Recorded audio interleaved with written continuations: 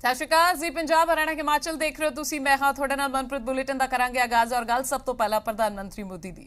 ਪ੍ਰਧਾਨ ਮੰਤਰੀ ਮੋਦੀ ਨੇ ਚੋਣਾਂ ਦੇ ਵਿੱਚ ਸਿਆਸਤ ਤੋਂ ਪਹਿਲਾਂ ਇੱਕ ਵੱਡਾ ਇੰਟਰਵਿਊ ਦਿੱਤਾ ਹੈ, ਜਿਸ ਵਿੱਚ ਉਹਨਾਂ ਨੇ ਪੰਜਾਬ ਚੋਣਾਂ ਦੇ ਮਸਲਿਆਂ ਤੇ ਗੱਲ ਕੀਤੀ ਹੈ। ਸਭ ਤੋਂ ਪਹਿਲਾਂ ਪ੍ਰਧਾਨ ਮੰਤਰੀ ਮੋਦੀ ਨੇ ਬਿਨਾਂ ਨਾਮ ਲਏ परिवारवादी पार्टियां ते जम के हमला बोलिया ते परिवारिक पार्टियां नूं देश दे लई खतरा दस्सिया। प्रधानमंत्री मोदी ने कहा कि कई सूबियां दे विच परिवार ही पार्टियां चला रहे हैं। इस दे नाल कि पीएम मोदी ने खेती कानूनां ते अपनी गल भी रखी। उन्होंने कहा कि पंजाब दे विच भाजपा मजबूत हो रही है ते बीजेपी दा मकसद पंजाब दे विच शांति बनाए रखना है। उन्होंने फिरोजपुर रैली दौरान सुरक्षा ते चुप्पी बट्टी पर कहा कि सुप्रीम कोर्ट दी जांच कमेटी जांच कर रही है।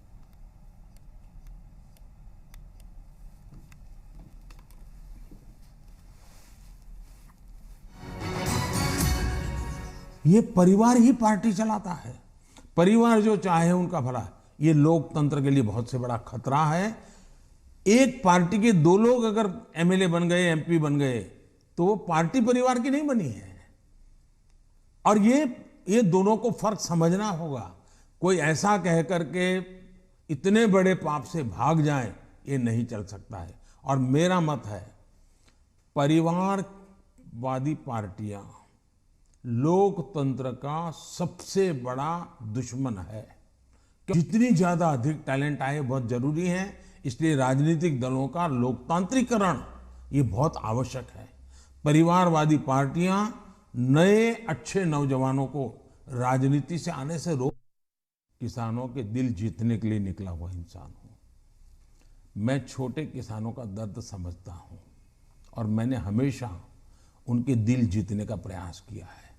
और हिंदुस्तान भर के किसानों का मैंने दिल जीता भी है, मेरा साथ दिया है, समर्थन किया है। लेकिन मैंने कहा था, उस दिन भी कहा था टीवी में, कि मैंने किसानों की भलाई के लिए कदम उठाए। लेकिन आज देश के हित में मैं वापस कर रहा हूं। मैं समझता हूं इसको अधिक विस्तार मुझे करने की जरूरत नहीं है। बाद के घटनाक्रमों से पता चलेगा कि क्यों जरूरत पड़ी थी। पंजाब के अंदर फिर से एक बार शांति का माहौल बने, पंजाब खून खराबे से बाहर निकले। और मैं मानता हूं कि भारतीय जनता पार्टी ने अपने राजनीतिक स्वार्थ के बजाय पंजाब का हित सुप्रीम माना और उसने राजनीतिक जो भी कॉम्प्रोमाइज करने की आवश्यकता थी, इस विषय में मैंने पूरी तरह मौन रखा हुआ है। क्योंकि सुप्रीम कोर्ट स्वयं इसको गंभीरतापूर्वक इस बात को देख रही है। मेरा कोई भी वाक्य पूरी जो चल रहा है उस पर प्रभाव पैदा करे, यह उचित नहीं है। जो भी है सुप्रीम कोर्ट के द्वारा जांच कमेटी निकालेगी, जो सत्य होगा देश के सामने आएगा। पंजाब विधान सभा चोणां नूं लैके भाजपा ने भी पूरी तैयारी खिंची हुई है, जिस दे चलदे हुण प्रधानमंत्री 14 तो 17 फरवरी तक पंजाब दे तिन्ना खेतरां दे विच रैली करनगे। 14 फरवरी नूं जलंधर दुआबे दे विच पहली रैली प्रधानमंत्री मोदी दी होवेगी ते 16 फरवरी नूं पठानकोट दे विच दूजी रैली होवेगी ते 17 फरवरी नूं अबोहर दे विच तीजी रैली करनगे। गौरतलब है कि पंजाब दौरे दौरान प्रधानमंत्री मोदी बड़े ऐलान भी कर सकते हैं। बीते दिनी वर्चुअल संबोधन दौरान भी प्रधानमंत्री मोदी ने पंजाब के लिए बड़े ऐलान किए सन।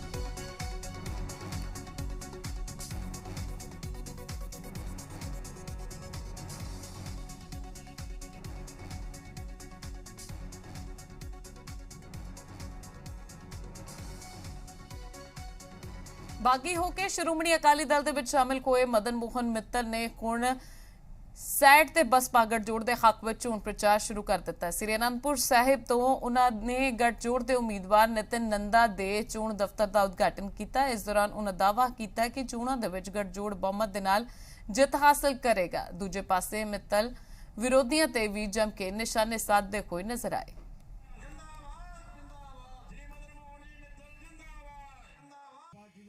जो लड़ाई है ये जावर लोगों नाल लड़ाई है। एक पासे राणा जी खड़े हैं, उन्होंने तो डंडे नाल ही चलाया 5 साल और सब लोगों ने जुल्म से। और हुण लोग देखते भी इस जुल्म का मुकाबला कित्थे हो सकता है। ਅਸੀਂ ਤਾਂ ਗੁਰੂ ਦੀ ਨਗਰੀ 'ਚ ਖੜੇ ਹਾਂ। ਸੋ ਅਸੀਂ ਉਹਦੀ ਓਟ ਦੇ ਵਿੱਚ ਇਹ ਦਫ਼ਤਰ ਖੋਲ੍ਹਿਆ। ਸੋ ਧਰਮ ਦੀ ਰੱਖਿਆ ਵਾਸਤੇ ਖੋਲ੍ਹਿਆ, ਸਮਾਜ ਦੀ ਰੱਖਿਆ ਵਾਸਤੇ ਖੋਲ੍ਹਿਆ। ਵਿਧਾਨਸਭਾ ਹਲਕਾ ਬਠਿੰਡਾ ਸ਼ਹਿਰੀ ਸੀਟ ਤੋਂ ਅਕਾਲੀ ਦਲ ਬਸਪਾ ਗਠਜੋੜ ਦੇ ਉਮੀਦਵਾਰ ਸਾਬਕਾ ਵਿਧਾਇਕ ਸਰੂਪ ਚੰਦ ਸਿੰਗਲਾ ਦੇ ਹੱਕ ਵਿੱਚ ਉਹਨਾਂ ਦੀ ਨੂੰਹ ਨੇ ਸ਼ਹਿਰ ਦੇ ਵੱਖ-ਵੱਖ ਹਿੱਸਿਆਂ ਦੇ ਵਿੱਚ ਪ੍ਰਚਾਰ ਕੀਤਾ। ਗੁਰਰੀਤ ਸਿੰਗਲਾ ਨੇ ਜਿੱਥੇ ਗਠਜੋੜ ਸਰਕਾਰ ਬਣਨ ਦਾ ਦਾਅਵਾ ਕੀਤਾ, ਉੱਥੇ ਹੀ ਇਹ ਵੀ ਕਿਹਾ ਕਿ ਅਸੀਂ ਵਿਕਾਸ ਦੇ ਨਾਮ ਤੇ ਲੋਕਾਂ ਤੋਂ ਵੋਟਾਂ ਮੰਗ ਰਹੇ ਹਾਂ। ਬਠਿੰਡਾ ਵਿਧਾਨ ਸਭਾ ਸ਼ਹਿਰੀ ਤੋਂ ਅਕਾਲੀ ਦਲ ਦੇ ਉਮੀਦਵਾਰ ਸਰੂਪ ਚੰਦ ਸਿੰਗਲਾ ਜਿਨ੍ਹਾਂ ਦੇ ਡਾਟਰ ਇਨ ਲਾ ਪਰਿਵਾਰਕ ਮੈਂਬਰ ਡੋਰ ਟੂ ਡੋਰ ਸ਼ਹਿਰ ਦੇ ਵਿੱਚ ਵੋਟਾਂ ਮੰਗ ਰਹੇ ਨੇ। ਮੇਰੇ ਨਾਲ ਉਹਨਾਂ ਦੀ ਡਾਟਰ ਇਨ ਲਾ ਗੁਰਰੀਤ ਸਿੰਗਲਾ ਨਾਲ ਨੇ, ਉਹਨਾਂ ਨਾਲ ਗੱਲਬਾਤ ਕਰਦੇ ਆ ਕਿਸ ਤਰ੍ਹਾਂ ਦਾ ਰਿਸਪੌਂਸ ਜਿਹੜਾ ਉਹਨਾਂ ਨੂੰ ਮਿਲ ਰਿਹਾ ਸ਼ਹਿਰ ਦੇ ਵਿੱਚੋਂ। ਸਤਿ ਸ਼੍ਰੀ ਅਕਾਲ ਜੀ। ਸਤਿ ਸ਼੍ਰੀ ਅਕਾਲ ਜੀ। ਗੁਰਰੀਤ, ਤੁਸੀਂ ਮੈਨੂੰ ਲੱਗਦਾ ਪਹਿਲੀ ਵਾਰ ਜਿਹੜਾ ਆਪਦੇ ਸਹੁਰਾ ਸਾਹਿਬ ਲਈ ਵੋਟਾਂ ਮੰਗ ਰਹੇ ਹੋ? ਹਾਂਜੀ, ਮੈਂ ਤੇ ਪਹਿਲੀ ਵਾਰੀ ਮੰਗ ਰਹੀ ਹਾਂ। ਕਿਸ ਤਰ੍ਹਾਂ ਦਾ ਰਿਸਪੌਂਸ ਲੋਕਾਂ ਦੇ ਵਿੱਚੋਂ ਜਿਹੜਾ ਮਿਲ ਰਿਹਾ? ਰਿਸਪੌਂਸ ਸਾਨੂੰ ਬਹੁਤ ਵਧੀਆ ਮਿਲ ਰਿਹਾ ਹੈ ਕਿ ਲੋਕ ਪਹਿਚਾਣਦੇ ਹੈ ਜੋ ਵਿਕਾਸ ਹੋਇਆ ਜਦੋਂ ਡੈਡੀ ਦਾ ਇੱਥੇ ਕਾਰਜਕਾਲ ਸੀ, ਤੇ ਜੋ ਉਹਨਾਂ ਦਾ ਚਰਿੱਤਰ ਹੈ ਨਿੱਜੀ ਤੌਰ ਤੇ ਉਹਨਾਂ ਨੂੰ ਜਾਣਦੇ ਹੈ। ਉਹ ਲਗਭਗ ਪੂਰੇ ਬਠਿੰਡਾ ਦੇ ਹਰ ਵਾਸੀ ਨਾਲ ਵਿਚਰ ਚੁੱਕੇ ਹੈ ਤੇ ਉਸ ਆਧਾਰ ਤੇ ਲੋਕ ਬਹੁਤ ਵਧੀਆ ਰਿਸਪੌਂਸ ਦੇ ਰਹੇ। ਤੁਹਾਨੂੰ ਇਉਂ ਨਹੀਂ ਲੱਗਦਾ ਕਿ ਤੁਹਾਡੀ ਜਿਹੜੀ ਫਾਈਟ ਆ ਉਹ ਵਿੱਤ ਮੰਤਰੀ ਦੇ ਨਾਲ ਹੈ ਔਰ ਉਹ ਵੀ ਇੱਕ ਬਾਦਲ ਪਰਿਵਾਰ ਦੇ ਵਿੱਚੋਂ ਹੈ, ਕਿ ਕਿਸ ਤਰ੍ਹਾਂ ਤੁਸੀਂ ਫਾਈਟ ਦਿਓਗੇ ਇਹਨੂੰ? ਵੈਸੇ ਮੈਨੂੰ ਤੇ ਫਿਲਹਾਲ ਜਿਵੇਂ ਦੋਨੋਂ ਪਾਰਟੀਆਂ ਦਾ ਲਗਾ ਲਓ ਜਾਂ ਦੋਨੋਂ ਜਿਹੜੇ ਆਪਣੇ ਕੈਂਡੀਡੇਟਸ ਹੈ ਉਹਨਾਂ ਦਾ ਜਿਹੜਾ ਕੰਮ ਹੋਇਆ ਹੈ ਜਾਂ ਜੋ ਉਹਨਾਂ ਨੇ ਸ਼ੇਅਰ ਲਈ ਕੀਤਾ ਹੈ ਉਹਦੇ ਆਧਾਰ ਤੇ ਸਾਨੂੰ ਬਿਲਕੁਲ ਫਾਈਟ ਵਨ ਸਾਈਡਡ ਹੈ ਕਿ ਇਟਸ ਓਨਲੀ ਐਂਡ ਓਨਲੀ ਪਾਪਾ ਜਿਨ੍ਹਾਂ ਨੇ ਕੁਝ ਕੀਤਾ ਹੈ ਸ਼ੇਅਰ ਲਈ ਤੇ ਸ਼ਹਿਰ ਵਾਸੀਆਂ ਲਈ। ਇਸ ਟਾਈਮ ਜਿਹੜੀਆਂ ਵੱਖ-ਵੱਖ ਪਾਰਟੀਆਂ ਫੀਲਡ ਦੇ ਵਿੱਚ ਨੇ, ਜੇ ਗੱਲ ਕਰੀਏ ਆਮ ਆਦਮੀ ਪਾਰਟੀ ਇਸ ਟਾਈਮ ਉਹਨਾਂ ਦਾ ਵੀ ਬੋਲਬਾਲਾ ਹੈ, ਕਾਂਗਰਸ ਹੈ, ਤੁਹਾਡੀ ਅਕਾਲੀ ਦਲ ਹੈ, ਭਾਜਪਾ ਹੈ ਜਿਹੜੀ ਤੁਹਾਡੇ ਤੋਂ ਵੱਖਰੀ ਹੋ ਕੇ ਇਲੈਕਸ਼ਨ ਲੜ ਰਹੀ ਹੈ, ਉਹਦਾ ਕਿਤੇ ਨਾ ਕਿਤੇ ਇਸ ਗੱਲ ਦੇ ਵਿੱਚ ਤੁਹਾਨੂੰ ਜਿਹੜਾ ਮਹਿਸੂਸ ਨਹੀਂ ਹੁੰਦਾਗਾ ਕਿ ਵੀ ਵੋਟ ਵੰਡੀ ਵੀ ਗਈ ਹੈ? ਮੈਨੂੰ ਤੇ ਵੈਸੇ ਜੇ ਆਪਾਂ ਦੇਖੀਏ ਕਿ ਆਮ ਇਨਸਾਨ ਨੂੰ ਕੀ ਚਾਹੀਦਾ ਹੈ, ਸਾਨੂੰ ਚਾਹੀਦਾ ਕਿ ਸ਼ਹਿਰ ਦਾ ਵਿਕਾਸ ਹੋਏ, ਸ਼ਹਿਰ 'ਚ ਨਿਆਂ ਮਿਲੇ ਲੋਕਾਂ ਨੂੰ, ਔਰ ਨਿੱਜੀ ਤੌਰ ਤੇ ਜੇ ਸਾਨੂੰ ਕੋਈ ਪ੍ਰੋਬਲਮ ਆਉਂਦੀ ਹੈ ਤੇ ਇਹੋ ਜਿਹਾ ਸਾਡੇ ਕੋਲ ਕੈਂਡੀਡੇਟ ਹੋਏ ਜਿਹਦੇ ਕੋਲ ਆਪਾਂ ਆਪਣੇ ਦੁੱਖ ਸੁੱਖ ਵਿੱਚ ਜਾ ਸਕਦੇ ਹਾਂ, ਵੱਧ ਤੋਂ ਵੱਧ ਜਿੰਨੀ ਉਹਨਾਂ ਤੋਂ ਸਹਾਇਤਾ ਹੋ ਸਕਦੀ ਉਹ ਕਰਨ। ਤੇ ਉਹਦੇ ਆਧਾਰ ਤੇ ਜੇ ਦੇਖੀਏ ਕਿ ਇੰਨੇ ਸਾਲਾਂ 'ਚ ਜਿੰਨਾ ਵੀ ਹਿਸਟਰੀ ਲੱਗੇ ਦੇਖ ਲਓ ਅੱਜ ਤੋਂ 20 ਸਾਲਾਂ ਤੋਂ ਕਿ ਇੱਕੋ ਹੀ ਕੈਂਡੀਡੇਟ ਹੈ ਜੇ ਲੋਕਾਂ ਦੇ ਸੁੱਖ ਦੁੱਖ 'ਚ ਖੜਿਆ ਹੋਇਆ ਹੈ, ਇੱਕੋ ਹੀ ਕੈਂਡੀਡੇਟ ਇਹੋ ਜਿਹਾ ਹੈ ਜਿਹੜੇ ਜਿਨ੍ਹਾਂ ਦੇ ਕਾਰਜਕਾਲ ਦੇ ਦੌਰਾਨ ਇਹੋ ਜਿਹਾ ਵਿਕਾਸ ਹੋਇਆ ਕਿ ਆਪਣੇ ਬਠਿੰਡਾ ਸ਼ਹਿਰ ਦੀ ਨੁਹਾਰ ਹੀ ਬਦਲ ਗਈ। ਤੇ ਉਸ ਆਧਾਰ ਤੇ ਮੈਨੂੰ ਕੋਲ ਬਿਲਕੁਲ ਕੋਈ ਕੰਪੀਟੀਸ਼ਨ ਹੀ ਨਹੀਂ ਲੱਗਦਾ ਕਿਸੇ ਟਾਈਪ ਦਾ। ਬਠਿੰਡਾ ਤੋਂ ਕੁਲਬੀਰ ਬੀਰਾ, ਜੀ ਮੀਡੀਆ।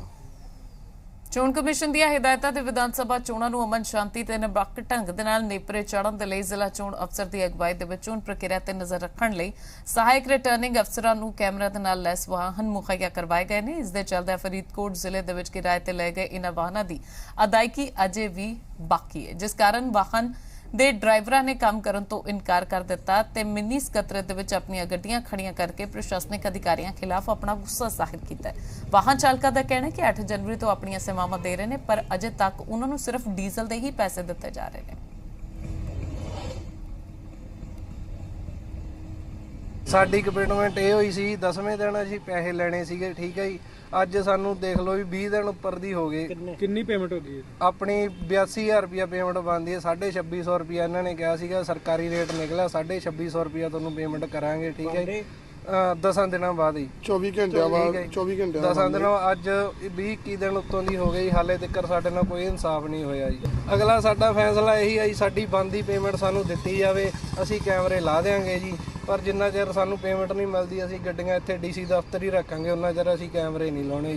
ਜਦੋਂ ਸਾਡੀ ਪੇਮੈਂਟ ਹੋ ਗਈ ਉਦੋਂ ਲਾ ਦੇਵਾਂਗੇ। ਮੈਂ ਜੀ ਨੋਟਿੰਗ ਵੀ ਲਾ ਕੇ ਡੀ ਸਾਹਿਬ ਕੋਲ ਗਿਆ ਸੀ ਔਰ ਡੀ ਸਾਹਿਬ ਨੂੰ ਸਾਰੀ ਗੱਲ ਦੱਸੀ ਹੈ। ਡੀ ਸਾਹਿਬ ਕਹਿੰਦੇ ਵੀ ਅੱਜ ਇਹਨਾਂ ਦੇ ਕਰ ਦਾਂਗੇ ਪੇਮੈਂਟਾਂ, ਲੇਕਿਨ ਉਹ ਇੱਕ ਛੋਟੀ ਜਿਹੀ ਕੁਐਰੀ ਪਈ ਸੀ ਕਿਉਂਕਿ ਆਰਟੀ ਦੇ ਰਾਹੀਂ ਅਸੀਂ ਚੈੱਕ ਕਰਾਉਣੀ ਹੁੰਦੀ ਹੈ ਤੇ ਆਰਟੀ ਸਾਹਿਬ ਨਾਲ ਮੇਰੀ ਗੱਲ ਹੋ ਗਈ ਹੈ, ਉਹ ਖਾਣਾ ਖਾ ਕੇ ਆ ਰਹੇ ਨੇ ਤੇ ਉਹਨਾਂ ਕੋਲ ਕੁਐਰੀ ਕਰਵਾ ਕੇ ਤੇ ਅੱਜ ਜੋ ਹੈ ਇਹਨਾਂ ਦੇ ਕੁਐਰੀ ਉਹਨਾਂ ਤੋਂ ਬਾਅਦ ਆਰਟੀ ਸਾਹਿਬ ਤੋਂ ਬਾਅਦ ਡੀ ਸਾਹਿਬ ਕੋਲ ਪਾਸ ਹੋ ਜਾਣਗੀਆਂ ਔਰ ਸਾਰਿਆਂ ਦੀ ਪੇਮੈਂਟਾਂ ਹੋ ਜਾਣਗੀਆਂ। ਬੀਤੇ ਦਿਨੀ ਲੋਕ ਸਭਾ ਦੇ ਵਿੱਚ ਪੰਜਾਬ ਆਪ ਪ੍ਰਧਾਨ ਭਗਵੰਤ ਮਾਨ ਬੋਲੇ ਤੇ ਉਹਨਾਂ ਪੰਜਾਬ ਦੀ ਕਿਰਸਾਨੀ ਨੂੰ ਲੈ ਕੇ ਕਈ ਮੁੱਦੇ ਵੀ ਚੁੱਕੇ ਨੇ। ਗੰਨੇ ਦੀ ਫਸਲ ਦੀ ਬਕਾਇਆ ਰਾਸ਼ੀ ਦਾ ਮੁੱਦਾ ਉਹਨਾਂ ਨੇ ਚੁੱਕਿਆ। ਗੁਲਾਬੀ ਸੁੰਡੀ ਦੇ ਕਾਰਨ ਖਰਾਬ ਫਸਲਾਂ ਦੇ ਮੁਆਵਜ਼ੇ ਦਾ ਮੁੱਦਾ ਵੀ ਲੋਕ ਸਭਾ ਦੇ ਵਿੱਚ ਚੁੱਕਿਆ ਗਿਆ। ਕਿਸਾਨੀ ਸੰਘਰਸ਼ ਦੌਰਾਨ ਕਿਸਾਨਾਂ ਦੇ ਦਰਜ ਮੁਕੱਦਮਿਆਂ ਦਾ ਲੋਕ ਸਭਾ ਦੇ ਵਿੱਚ ਭਗਵੰਤ ਮਾਨ ਨੇ ਮੁੱਦਾ ਚੁੱਕਿਆ ਤੇ ਇਸ ਤੋਂ ਇਲਾਵਾ ਅੰਦੋਲਨ ਦੌਰਾਨ ਸ਼ਹੀਦ ਹੋਏ ਕਿਸਾਨਾਂ ਦਾ ਮੁੱਦਾ ਵੀ ਲੋਕ ਸਭਾ ਦੇ ਵਿੱਚ ਭਗਵੰਤ ਮਾਨ ਦੇ ਵੱਲੋਂ ਚੁੱਕਿਆ ਗਿਆ। ਬਹੁਤ ਧੰਨਵਾਦ ਸਪੀਕਰ ਸਾਹਿਬ। ਮੈਂ ਇੱਕ ਬਹੁਤ ਗੰਭੀਰ ਮੁੱਦੇ ਤੇ ਬੋਲਣਾ ਚਾਹੁੰਦਾ। ਸਰ, ਸ਼ੂਗਰ ਐਕਟ 1966 ਉਹਦੇ ਮੁਤਾਬਕ ਗੰਨੇ ਦੇ ਜਿਹੜੇ ਕਿਸਾਨ ਨੇ ਸ਼ੂਗਰ ਮਿੱਲਾਂ ਨੂੰ 14 ਦਿਨ ਦੇ ਵਿੱਚ ਉਹਨਾਂ ਨੇ ਪੇਮੈਂਟ ਕਰਨੀ ਹੁੰਦੀ ਹੈ। ਸਰ, ਜੇ 14 ਦਿਨ 'ਚ ਉਹ ਨਹੀਂ ਕਰਦੇ ਤਾਂ ਉਸ ਤੋਂ ਬਾਅਦ ਇੰਟਰਸਟ ਦੇਣਾ ਹੁੰਦਾ ਹੈ। ਪਰ 2020 ਤੇ 21-22 ਚ ਸਰਕਾਰੀ ਰੇਟ 360 ਰੁਪਏ ਕੁਇੰਟਲ ਸੀ ਤੇ ਮਿੱਲਾਂ ਜਿਹੜੀਆਂ ਉਹ 325 ਦੇ ਰਹੀਆਂ ਸੀ ਤੇ 35 ਰੁਪਏ ਸਰਕਾਰ ਨੇ ਦੇਣੇ ਸੀ, ਪੰਜਾਬ ਨੇ। ਸਰ, ਮਿੱਲਾਂ ਜਿਹੜੀਆਂ ਨੇ ਉਹ 325 ਦੇ ਰਹੀਆਂ ਨੇ ਪਰ 35 ਰੁਪਏ ਦਾ ਜਿਹੜਾ ਉਹਨਾਂ ਨੂੰ ਬੋਨਸ ਹੈ ਉਹ ਨਹੀਂ ਮਿਲ ਰਿਹਾ। ਤੇ ਸਰ, ਮੇਰੇ ਹਲਕੇ ਸੰਗਰੂਰ ਦੇ ਵਿੱਚ ਧੂਰੀ ਦੇ ਵਿੱਚ ਭਗਵਾਨਪੁਰਾ ਦੇ ਵਿੱਚ ਮਿੱਲ ਹੈ। ਸਰ, ਬੜੀ ਮਤਲਬ ਸੁਣ ਕੇ ਬਹੁਤ ਦੁੱਖ ਲੱਗਦਾ ਸਰ ਕਿ 1.25 ਕਰੋੜ ਰੁਪਇਆ ਪਿਛਲੇ ਸਾਲ ਦਾ ਤੇ 20 ਕਰੋੜ ਰੁਪਏ ਦੀ ਪੇਮੈਂਟ ਇਸ ਸਾਲ ਦੀ ਡਿਊ ਪਈ ਹੈ। ਸਰ, ਗੰਨਾ ਇੱਕ ਐਸੀ ਫਸਲ ਹੈ ਜਿਹੜੀ ਇੱਕ ਸਾਲ 'ਚ ਇੱਕੋ ਹੀ ਹੁੰਦੀ ਹੈ। ਇਹਦਾ ਮਤਲਬ ਗੰਨੇ ਦਾ ਜਿਹੜਾ ਕਿਸਾਨ ਹੈ ਉਹਦੇ ਲਈ ਤਾਂ ਜ਼ਮੀਨ ਹੀ ਬੇਕਾਰ ਹੋ ਜਾਂਦੀ ਹੈ। ਸਰ, ਗੁਲਾਬੀ ਸੁੰਡੀ ਲੱਗੀ ਨਰਮੇ ਦੀ, ਉਹਦਾ ਕੋਈ ਮੁਆਵਜ਼ਾ ਨਹੀਂ। ਤੇ ਮੈਂ ਮੰਗ ਕਰਦਾ ਕਿ ਜਿਹੜਾ ਸੰਘਰਸ਼ ਹੋਇਆ ਜਿੱਤੇ ਕਿਸਾਨਾਂ ਦੀ ਜਿੱਤ ਹੋਈ, 743 ਮੌਤਾਂ ਹੋਈਆਂ ਸਰ, ਕੋਈ ਉਹਦਾ ਵੀ ਮੁਆਵਜ਼ਾ ਨਹੀਂ, ਪਰਚੇ ਵੀ ਦਰਜ ਪਏ ਨੇ। ਸੋ ਮੈਂ ਤੁਹਾਡੇ ਜ਼ਰੀਏ ਅੱਜ ਮੈਂ ਸਰਕਾਰ ਦਾ ਧਿਆਨ ਇਸ ਗੱਲ ਵੱਲ ਲਿਆਉਣਾ ਚਾਹੁੰਦਾ ਕਿ ਜਦੋਂ ਪ੍ਰਧਾਨ ਮੰਤਰੀ ਜੀ ਨੇ ਕਹਿਤਾ ਕਿ ਹਾਂ ਕਾਨੂੰਨ ਵਾਪਸ ਲੈ ਲਏ, ਗਲਤੀ ਸੀ, ਤਾਂ ਫਿਰ ਨਾਲ ਜਿਹੜੇ ਪਰਚੇ ਹੋਏ ਨੇ ਉਹ ਵੀ ਵਾਪਸ ਲਓ ਤੇ ਜਿਹੜੀਆਂ ਮੌਤਾਂ ਹੋਈਆਂ ਨੇ ਉੱਥੇ ਉਹ ਵੀ ਮਤਲਬ ਉਹਨਾਂ ਨੂੰ ਮੁਆਵਜ਼ਾ ਦਿੱਤਾ ਜਾਵੇ ਤਾਂ ਕਿ ਉਹਨਾਂ ਦੇ ਪਰਿਵਾਰ ਜਿਹੜੇ ਨੇ ਉਹ ਚੰਗੀ ਰੋਟੀ ਖਾ ਸਕਣ। ਅਖੀਰ ਦੇ ਵਿੱਚ ਮੈਂ ਸੰਤ ਰਾਮ ਉਦਾਸੀ ਜੀ ਦੀਆਂ 2 ਲਾਈਨਾਂ ਕਹੂੰਗਾ। ਗੱਲ ਲੱਗ ਕੇ ਸੀਰੀ ਦੇ ਜੱਟ ਰੋਵੇ, ਬੋਲਾਂ ਵਿੱਚੋਂ ਨੀਰ ਵਗਿਆ, ਲਿਆ ਤੰਗਲੀ ਨਸੀਬਾਂ ਨੂੰ ਫਰੋਲੀਏ, ਤੂੜੀ ਵਿੱਚੋਂ ਪੁੱਤ ਜੱਗਿਆ। ਉਹਦੇ ਕੋਲ ਇਕੱਲੀ ਤੂੜੀ ਰਹਿ ਜਾਂਦੀ ਹੈ। ਸਰ, ਇਹ ਗੰਨੇ ਦੇ, ਕਪਾਹ ਦੇ, ਨਰਮੇ ਦੇ ਜਿਹੜੇ ਮੁਆਵਜ਼ੇ ਨੇ ਉਹ ਦਵਾਏ ਜਾਣ ਤੇ ਤਾਂ ਕਿ ਕਿਸਾਨ ਜਿਹੜਾ ਉਹ ਖੁਦਕੁਸ਼ੀਆਂ ਛੱਡ ਕੇ ਅੰਨਦਾਤਾ ਸਾਰੇ ਦੇਸ਼ ਦਾ ਢਿੱਡ ਭਰਨ ਵਾਲਾ ਆਪ ਭੁੱਖਾ ਨਾ ਸੌਂ ਸਕੇ।